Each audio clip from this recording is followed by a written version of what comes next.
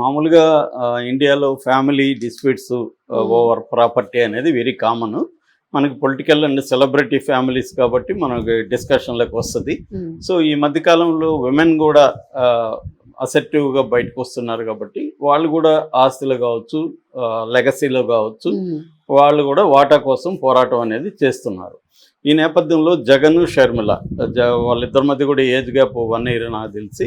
జగన్ 72లో పుడితే షర్మిల 73లో పుట్టింది, 1973.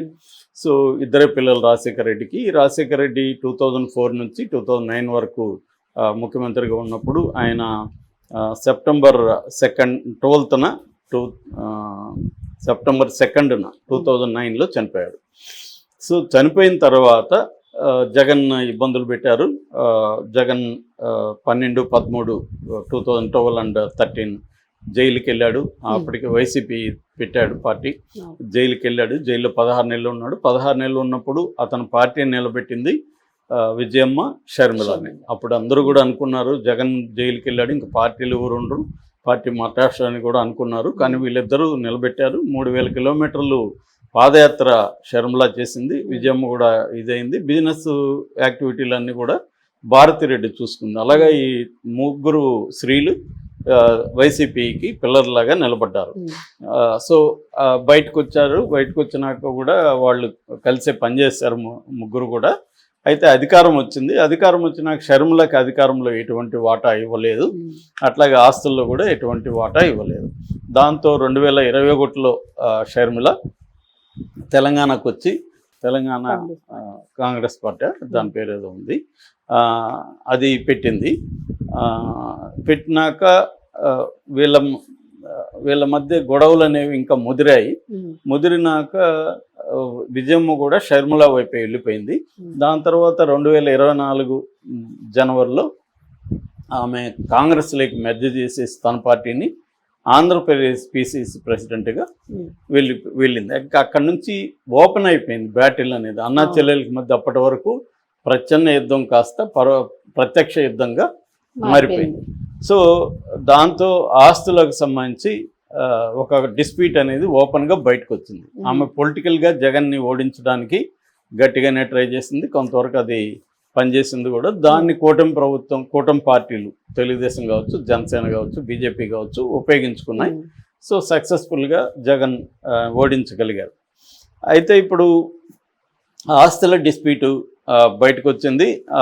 మనకి వీళ్ళిద్దరూ కూడా లెటర్లు సెప్టెంబర్ 12, 2024లో షర్మిల లెటర్ ఓపెన్ అయింది. మా అన్న నా ఆస్తులు కాజేశాడు, నా వాటాలు నాకు ఇవ్వలేదని చెప్పి. అట్లాగే అక్టోబర్ 30 విజయమ్మ లెటరు షర్మిలాది కరెక్టు, జగన్ది తప్పు అని, ఆస్తులన్నీ సమంగా పంచాడు ఆల్రెడీ. 4 మనవాళ్ళకి మనవరాలకి, అంటే 4 గ్రాండ్ చిల్డ్రన్ వైఎస్ఆర్కి. అంటే షర్మిలాకి 2 పిల్లలు, కొడుకు కూతురు, జగన్కి 2 కూతుర్లు. సో 4కి ఈక్వల్గా నా ఆస్తులు ఉన్నాయని మాట ద్వారా చెప్పాడు. మామూలుగా మా ఫ్యామిలీస్లో మాట అనేది ప్రధానంగా ఉంటుంది, ఆయన అప్పుడే చెప్పాడు. అట్లాగే ముఖ్యమంత్రి పార్టీలో ముఖ్యమంత్రిగా జగనే ఉంటాడు అనేది కూడా ఆయన చెప్పాడు. అలాగే డివైడ్ అయిపోయింది ఆస్తి అనేది వాళ్ళు ఇద్దరు ఆర్గ్యుమెంట్. అంటే జగన్ దానికి రిప్లై ఇచ్చాడు, వైసీపీ కూడా రంగంలో దిగింది.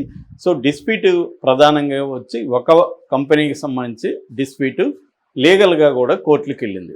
ఆ డిస్ప్యూట్ ఏంటంటే Saraswati powers private limited company. ఈ కంపెనీగా ఏమి లేదు, దీనికి పేరుతో ఒక 1000 ఎకరాలు పల్నాడు జిల్లాలో ల్యాండ్ ఉంది.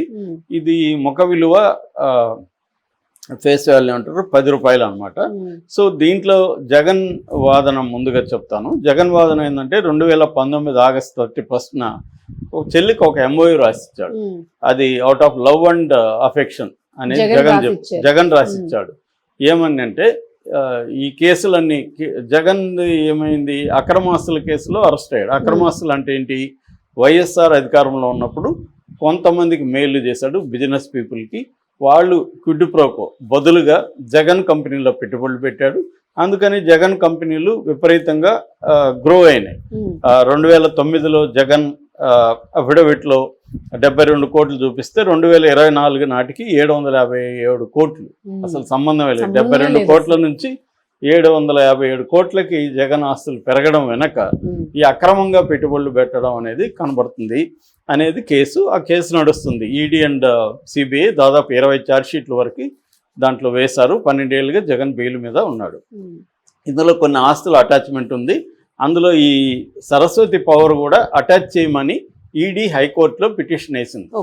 సో జగన్ ఆర్గ్యుమెంట్ ఏంటంటే, నేను ప్రేమతో అభిమానంతో నా చెల్లికి నేను అన్ని ఆస్తుల్లో వాటా ఇస్తానని ఎంఓయూ అయితే రాసిచ్చాను. అట్లాగే 2021 జూలై 26న తల్లికి విజయమ్మకి 48.99% అంటే 49% ఇందులో వాటా గిఫ్ట్ డీడ్గా నేను ఇచ్చాను మా తల్లికి. కానీ వీళ్ళు ఏం చేశారు, కుట్రపూరితంగా ఈ వాటాల బదిలీ నాకు చెప్పకుండా వాటాల బదిలీ అనేవి ఈ కంపెనీ డైరెక్టర్లు కలిసి ఏకపక్షంగా తీర్మానం చేసి షర్మిలాకి వాటాల బదిలీ చేశారు. కానీ వాటాల బదిలీ ఇలా చేయడం వల్ల ఏమవుతుందంటే, నాకు బెయిల్ రద్దయ్యే అవకాశం ఉంది. ఎందుకంటే ఆల్రెడీ కోర్టులో ఈ ఆస్తులు జప్తు కోసం ఈడీ పిటిషన్ వేసినప్పుడు ఈ కోర్టుకి చెప్పకుండా, ఈడీకి తెలియకుండా నేను ఆస్తులు బదిలీ చేయడానికి లేదు.